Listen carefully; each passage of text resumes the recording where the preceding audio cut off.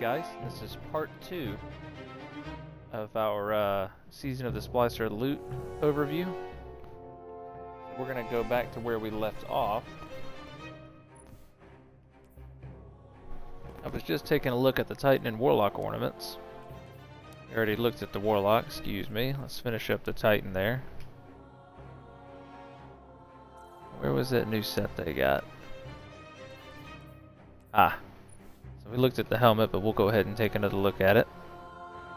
Kind of looks like a little chrome dome there. I think I said that before. Hey, it looks like it's not lagging out anymore now that the servers are in a better state. Alright, so the new Titan arms look like leather pillows. Awesome. That's kind of neat. I do like the chest piece though. Very bling-tastic. I'm not really sure what the aesthetic they were going for with all these was. The Hunter one definitely looks like Daft Punk. And then I don't know. All of our Guardians are rappers now? I don't know. There's a lot of bling and gold.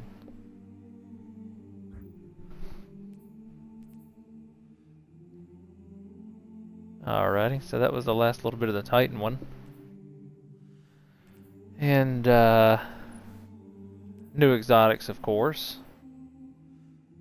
We've got the Cryosthesia, which we'll dive into that one a little bit deeper in a little while. We're going to do a video exclusively on that. And let's check out our new exotics. These are pretty crazy. This is the Hunter leg armor. They look awesome. First off, it looks like a sea dragon or something like that. Feast of Light. Gain additional super energy from orbs of power you pick up. While your super energy is full, picking up an orb of power overcharges your super, causing you to gain a burst of healing when cast and a bonus to your super damage. At maximum overcharge, you also gain an overshield. Sounds absolutely awesome. Maybe not that broken in PvP because it is based on orbs, but in a PvE situation, that's going to be pretty cool. Go to the Warlock one next. The Boots of the Assembler. Standing in a healing rift creates noble seekers that seek out allies that are not in a rift and heal them. Standing in an empowering rift creates noble seekers that grant both you and your ally a bonus damage bonus. Each time a noble seeker finds one of your allies, the duration of your rift is briefly extended while you are standing in it. Kind of neat. Not really sure what is up with the aesthetic on this one. I think they're kind of ugly. You look like the bottom half of a sand person. But I'm sure somebody will dig it. But other than that, the support functionality of it, that's going to be definitely give Warlocks. It's going to push them more into that support role since they already kind of had a little bit of healing and stuff like that. And I'm going to go ahead and tell you guys right now the Titan one is busted, and I hate it. Mostly because I'm not a Titan main. Path of the Burning Steps. Solar Final Blows periodically grant you an escalating bonus to weapon damage. Escalating, that's new. You are harder to slow or freeze with stasis, and when you break out, you take no damage from doing so, creating a burst of solar energy around yourself. Absolutely stupid. Now, the best part of these is going to be that harder to slow or freeze with stasis thing. The whole when you break out you take no damage from doing so. If you get frozen you're probably still going to die. But now it seems like it's going to be more difficult to lock down a Titan with stasis. So I guess we'll have to do some testing with that later down the road and figure out exactly how that works. Or at least somebody's going to dive into. I know all my Titan main content creators will probably be jumping all over that.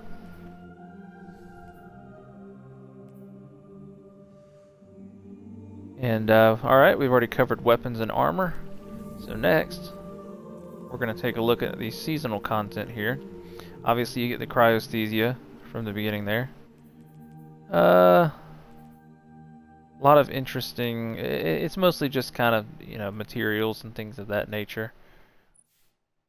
Check out this shader here. It looks a lot more dull than I thought it would. I'm sure depending on the armor, it'll look a little bit more vibrant. I can't really speak for how it looks on the hunters. Especially with my appearance right now. I've got kind of a wonky appearance. Alright. Interesting finisher there. see, anything else fancy? House of Light entrance, I'm sure it's just a boring emblem. Yes, it is. And, oh, there is the machine gun there. We've taken a look at that already. You'll get that from the season pass there. And another shader. See how that one looks. Alright. I don't know what Bungie's approach is to a lot of these newer shaders. It seems like here lately they pick random colors off a palette and say, alright, go rub them in the dirt and throw them together. I would really like some solid color shaders. I know I'm not alone in that. You know, solid black, solid white, red, so on. Just give us the whole color spectrum. There's going to be the new shotgun. Ooh, an exotic sparrow. Huh. Looks like a tuning fork. But I do like the little pulsating bits on it there. I have noticed already that is on some of the seasonal armor ornaments, which you can see right here on the arms.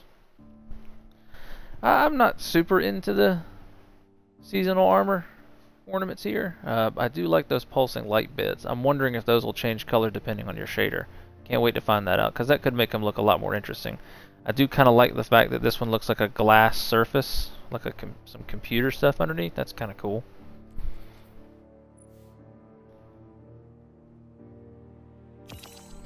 And interesting looking legs, obviously very Fallen themed. I definitely am not a big fan of the cloak. I thought I was in the trailer, but it's just kind of, I don't know. I'm not sure how I feel about the wires. Could look cool with a shader though. Could look cool with a shader. Maybe with like a black shader, look like he like a bunch of black ropes all over you. I don't know. That one looks like somebody just shoved a shank into your chest cavity and then put a blindfold over it. Oh, here we go. Little sidearm emote. Okay.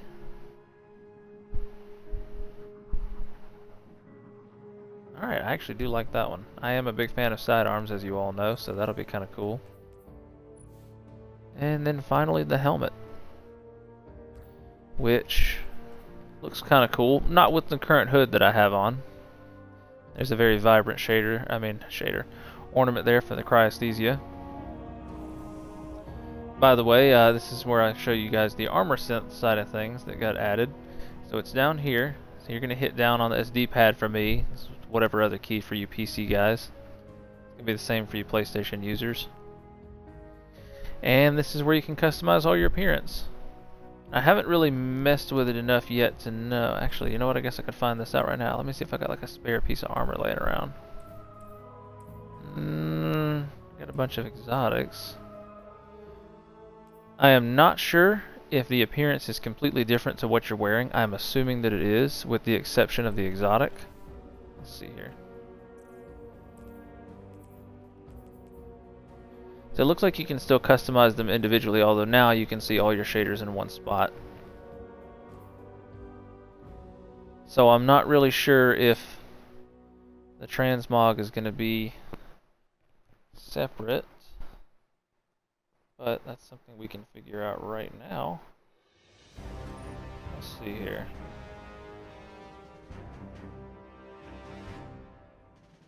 That was the biggest thing I was excited about. I was thinking that, hey, you know, the appearance is going to be totally separate, so if I do something like, actually, you know what, let's just do this. Bit of my hunter armor here. World.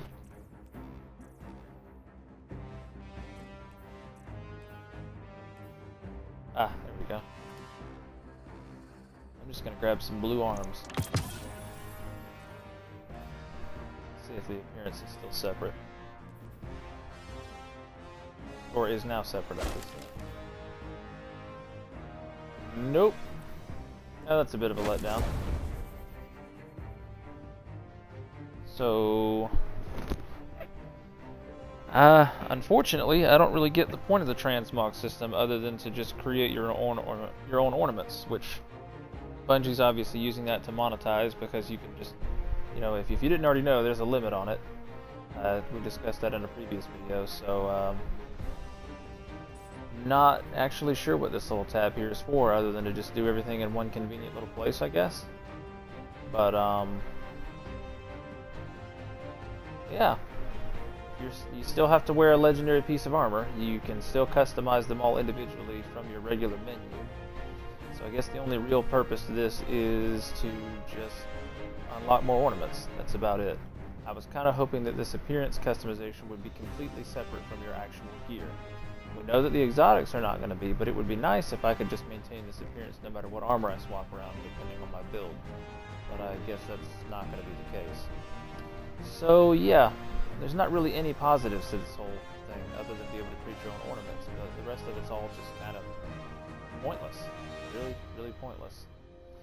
For all you hunters out there, by the way, this is the new seasonal ornamental helmet.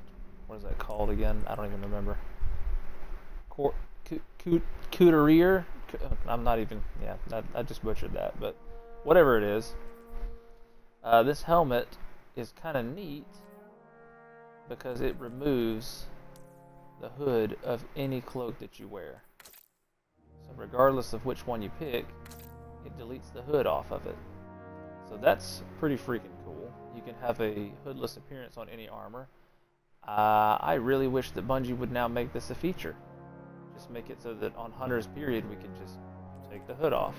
Because with this Season of the Chosen ornament I've got, it is just a hood. So for this appearance, I have no cloak. I thought that was kind of neat, so I was just playing around with it. People are just going to think I'm a Titan on Slim Fast or something, but looks kind of fun.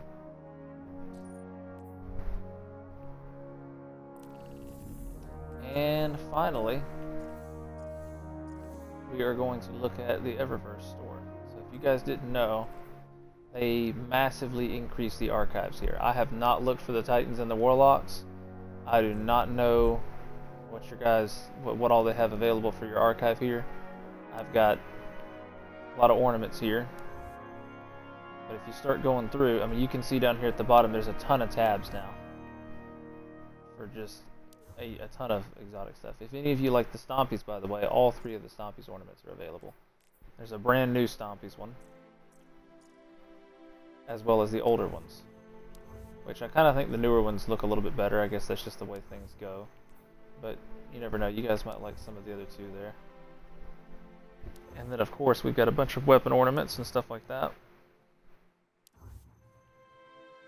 I'm not really going to stop and view each one of them. You guys can, if you see something, feel free to pause the video and take a look at it, or just go check out the store. Seems like they've got just about every Mida camo in there. Camo ornament. I read camo. That cool Polaris Lance one's back. I'm thinking about getting it. And the amazing Jade Rabbit skin, the only good one that it's got, is back. I mean, only good one to me. I guess some people might like the Jade Jester, but that's not me. But yeah, hopefully they keep going with this and update this. And I mean, I've been saying this forever, and it's funny that they finally go and do it. But I've always said that they should just have a massive archive of all of the old ornaments, because they're gonna make a lot of money off of people that way. If people see something that they want, I mean, you know, don't take stuff away. I get the whole seasonal thing, but if they really want to improve fear of missing out, then they'll bring back as much as they can. And it looks like they've done a good job on that here. Hopefully they'll continue to expand it and just keep adding to the archive. Because if people see stuff they like, they're going to buy it. It's more opportunity for them to make money, and it's more opportunities for us to actually have the ornaments we want, instead of just wondering if they're ever going to come back. But with that, guys, that pretty much wraps the video up here. This is just sort of to showcase all the loot, of course. The next video you guys are going to see is going to be a review on the Cryosthesia, so be looking forward to that. Thanks for watching, and we'll see you in the next one.